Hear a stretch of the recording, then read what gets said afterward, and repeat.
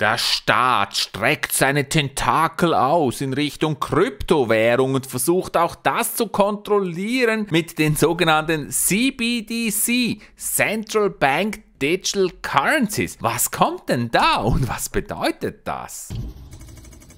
Nachdem der Staat beliebig Geld gedruckt hat in Papier und auch beliebig digitales Geld irgendwie produzieren kann, will der Staat nun in Krypto einsteigen. Was bedeutet das? Coindesk hat diesen Artikel hier veröffentlicht. Die Bank of America sagt, die US CBDC Central Bank Digital Currency, also eine Kryptowährung, ein Stablecoin quasi, der von der Bank herausgegeben würde den Status des US-Dollars als Weltreservewährung bewahren. Was ist eine CBDC? Eine Währung, eine digitale Währung von der Zentralbank. Ein neuer Typ Geld von Regierungen, mit dem Regierungen jetzt experimentieren, die oft, nicht immer, Blockchain im Kern verwenden? Okay, die Definition ist ja schon mal sehr, sehr offen und lässt Spielraum für alle Varianten. Es ist natürlich schon wahr im Moment, dass der US-Dollar auch aus Sicht eines Europäers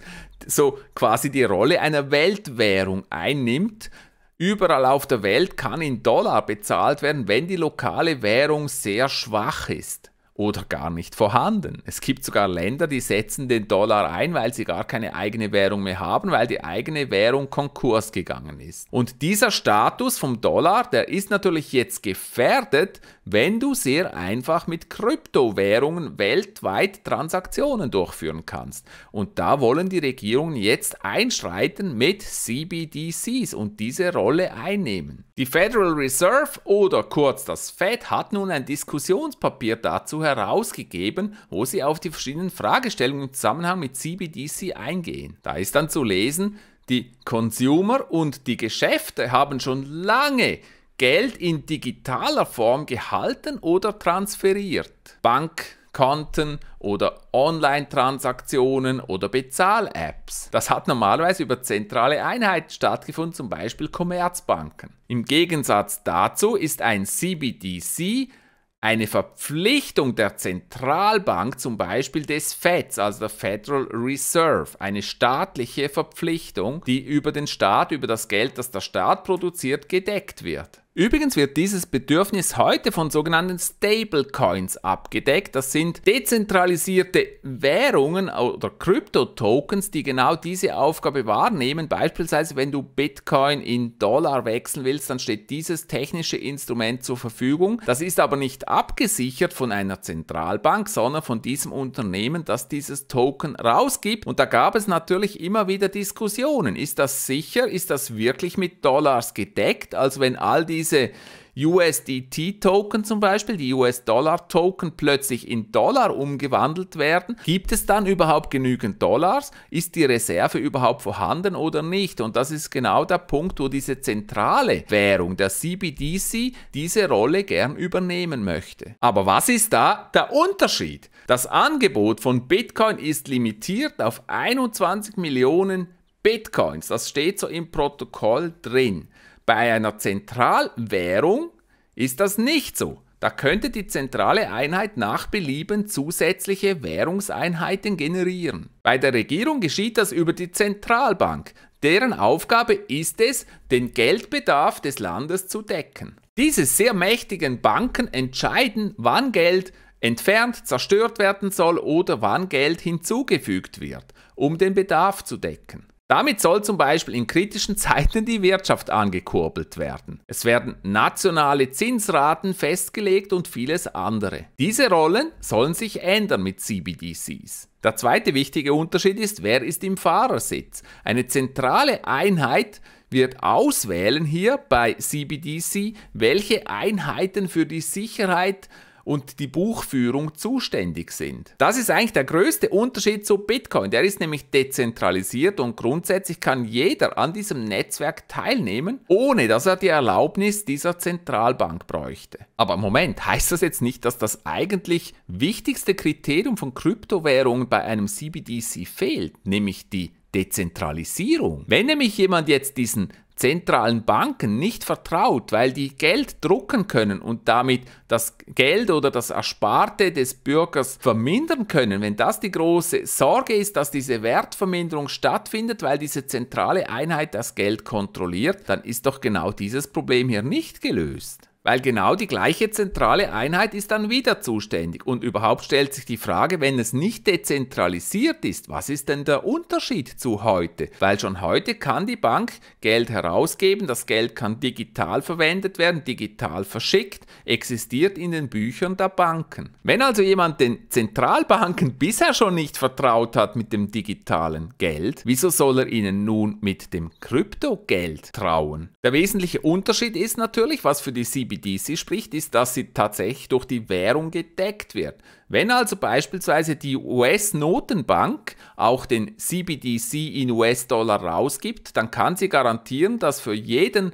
Kryptodollar auch ein Papierdollar gedruckt werden kann. Aber können Sie dann nicht einfach beliebig Dollars drucken? Was hat denn das für einen Effekt auf den Wert der Kryptodollars? Da stellt sich die Frage, ob das dann nicht das gleiche oder zumindest vergleichbar ist mit dem aktuellen System, mit einem wesentlichen Unterschied, dass nämlich in der Kryptowelt jede Transaktion in der Blockchain ganz genau kontrolliert werden kann. Jede einzelne Transaktion. Aber sind wir auch da mal ehrlich? Ist es nicht heute schon nur mit Bargeld möglich, einigermaßen anonyme Zahlungen zu tätigen?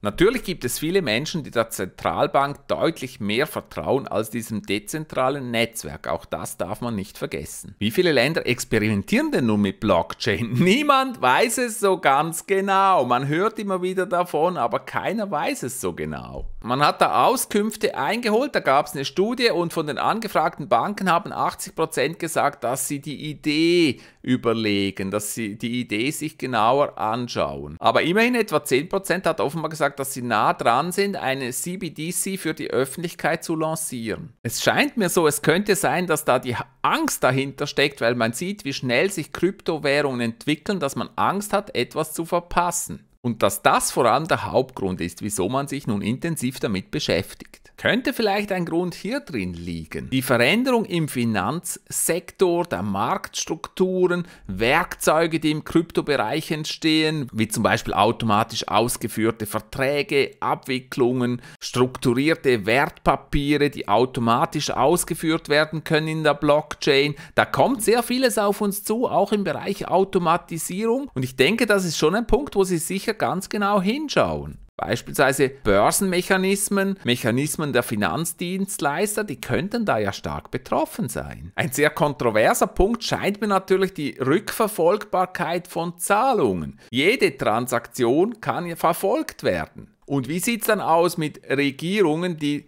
zum Beispiel ihre Bürger sehr genau überwachen möchten, die dann Zugriff auf die Finanzinformation der Bürger möchten? Ich denke, da gibt es große Unterschiede in verschiedenen Regierungen auf der ganzen Welt. Hier die USA genannt als eine Regierung, die die Privacy der Bürger ein bisschen besser schützen möchte als andere. Sollen wir da nun einfach vertrauen drauf, dass es die Regierungen oder die Leute an der Macht jeweils einfach gut meinen? Auch zu lesen ist das hier. Bank of America sagt, man muss zuerst, bevor man ein CBDC starten kann, ganz genau die Privacy, also der Schutz der Privatsphäre, anschauen. Da steht aber dann im gleichen Satz drin, auch die Identität muss überprüfbar sein. Wie das dann die Privacy und die Identität zusammenpasst, das wird noch spannend. Die Ausprägung davon ist also noch nicht so ganz klar. Bis dahin werden sich die Kryptoanleger wohl weiterhin auf die Stablecoins verlassen dürfen,